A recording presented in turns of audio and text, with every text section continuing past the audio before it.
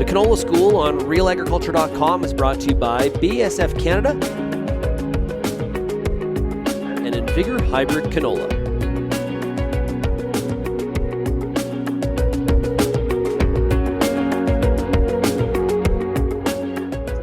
Hey, Kara Oosterhuis here with RealAgriculture.com. I am back here today with another Canola School episode, and I have here with me Angela Brackenreed, who is an agronomy specialist with the Canola Council of Canada.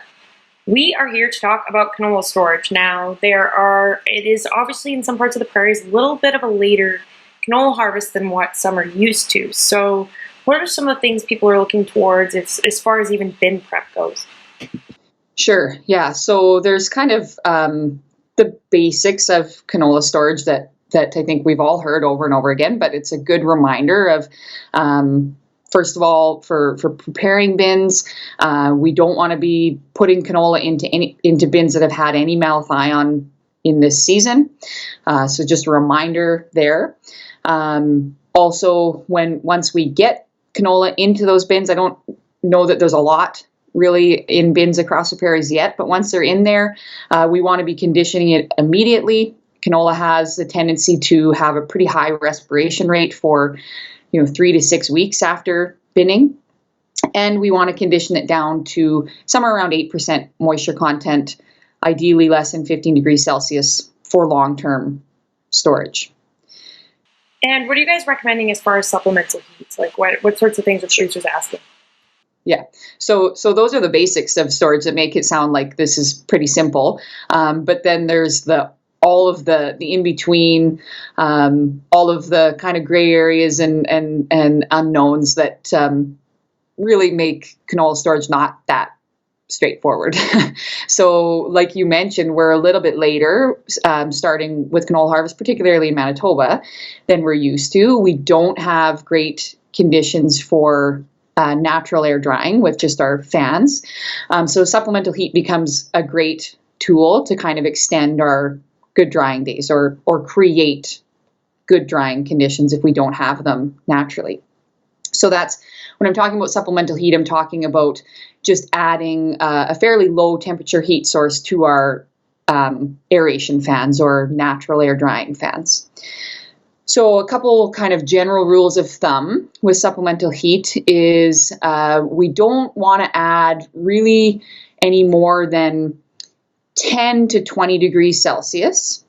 And we, at the inlet, we don't want the temperature to be much more than 30 degrees Celsius. And the reason for that is we're dealing with pretty low airflow rates with our NAD fans or aeration fans.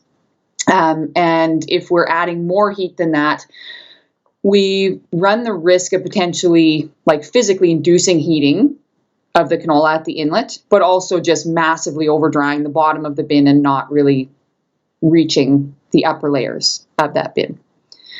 So also to think about is, do you have adequate airflow when we're adding supplemental heat? I mean, that's important with our NAD fans as well, but becomes even more important when we're adding heat. So we want to see at least 1 cubic foot per minute per bushel, CFM per bushel. And I mean, there'd be no harm in being higher than that, but at least be at 1. So the general rules, 1 CFM per bushel, not much more than 30 degrees at that inlet, and should be trying to turn those bins ideally every 3 days if we're adding heat. And then of course, like usual, just monitoring those bins. So can you touch on the importance of monitoring the bins, I guess, later in the season too, like, come January, lots of times people put it in the bin and then we forget about it. Can you talk about why we need to do that with canola? Yeah, I guess I would say it's probably most important to be monitoring early on before we get into the winter season, making sure that it's stable. It's probably the most volatile right after binning. But that doesn't mean, like you said, that we just forget about it in the winter. Crazy things happen. I hear from producers that it was dry as dry can be, cold, and when they go to haul, sure enough, they've got quality degradation heating, what have you. So, it just takes the smallest little spot of potentially elevated moisture, or, maybe some green weed seeds, some green canola, to start that heating process, start convection currents happening, and all of a sudden the entire bin goes up. So, we want to be monitoring. I don't necessarily have a rule of thumb for how often, but certainly having moisture and temperature cables makes it a lot easier of a process. So anytime you're starting to see temperature elevate, that's a good indication that there's some potential spoilage happening in the bin, and some remediation needs to occur. And across the prairies, we are no stranger to wind, obviously. And Manitoba, you guys have seen a ton of wind in the last couple of weeks here.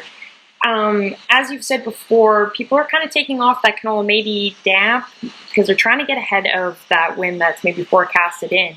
What are some considerations they may want to take when it comes to storing their canola? Sure. Yeah, so we just in the last couple of days had a really big wind event. I think gusts over 90 kilometers an hour. So folks that had canola down in swaths were fairly concerned of where that swath was going to end up if they didn't get it harvested. So, lots of canola being taken off, damp, 12 to as high as, 15, 16% moisture. So considerations for what to do with that after you get it off. Canola in that condition, particularly if it's warm, we can see it starts to spoil within a day. That's not unreasonable. So certainly needs to be on air and continual aeration to, even if you're not accomplishing drying, just to try and stop any of those hot spots from starting to form, and get it cool. We have had some really cool nights, so that can help to stabilize that high moisture canola. If we're using supplemental heat, we need to be aware of the large potential for condensation when we're dealing with that high moisture and also cool conditions outside the bin.